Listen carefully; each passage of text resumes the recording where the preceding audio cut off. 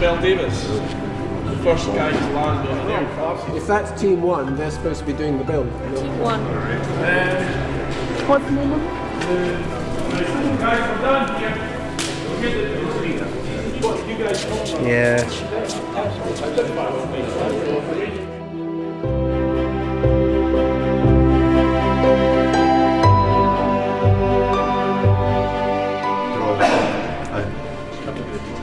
If you come in and you can see better that we have all these documents going forward, you'll find exactly what that is equivalent to metric, you know. So these are bits along the top here. I'll take it. Now, the reason we don't use laser cutting is that it's hot and it alters the structure of the metal. So we can't use laser. But there is an alternative where heat.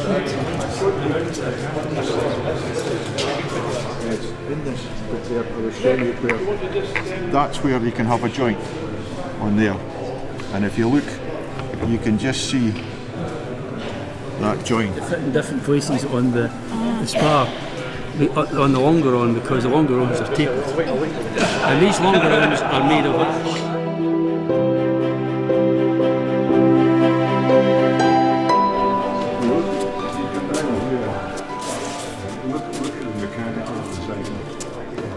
So that when it was turning, it never caught on anything.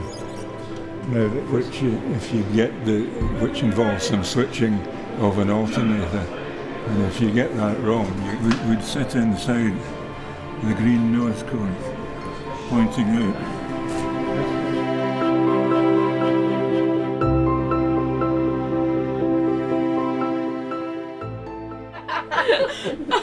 I'm just really speechless about everything here. The work that everybody did here is just, it's so amazing how you could just do this and just recreate something from the past.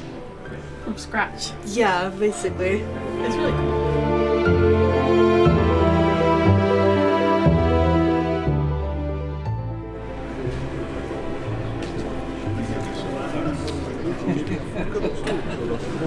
Spread on the seat.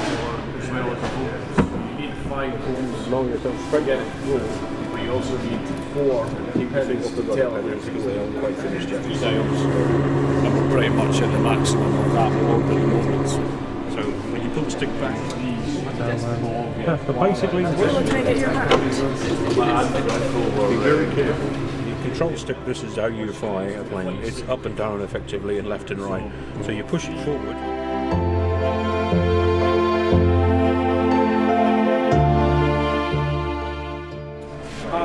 Richard Bell Davis, we need a platform, a floating runway basically, around which to spark transmitters to let them know what they were seeing. Now when it was time to come back down again, he would have to ditch in the sea and then get fished out. Now there were a lot of terrible accidents, as you can imagine, so it wasn't practical. But if you look at the very first, if you like, naval ships that had aircraft on,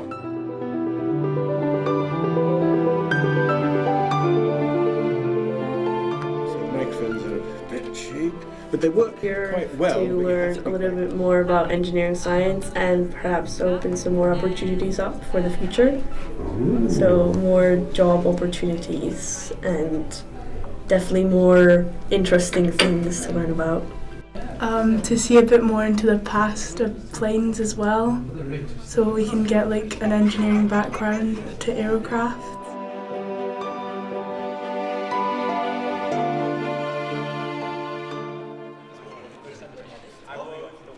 We'll do one outside, we can get everybody in. But It's amazing to learn about new things to do with airplanes because I don't know about a lot, and it's good to get out of school to learn instead of just always being on a device looking at pictures. It's great to see it in person.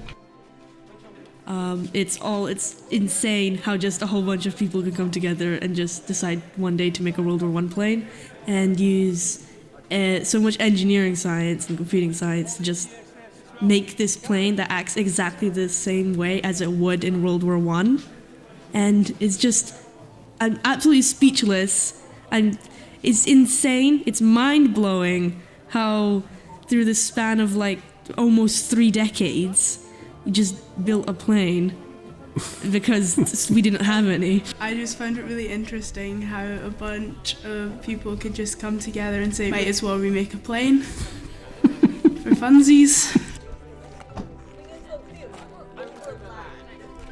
It was really cool just to learn about everything, because I don't know a lot about airplanes, but just to see it in person instead of on a screen in school, it's great to get out of school and see the proper thing in action, which is really cool.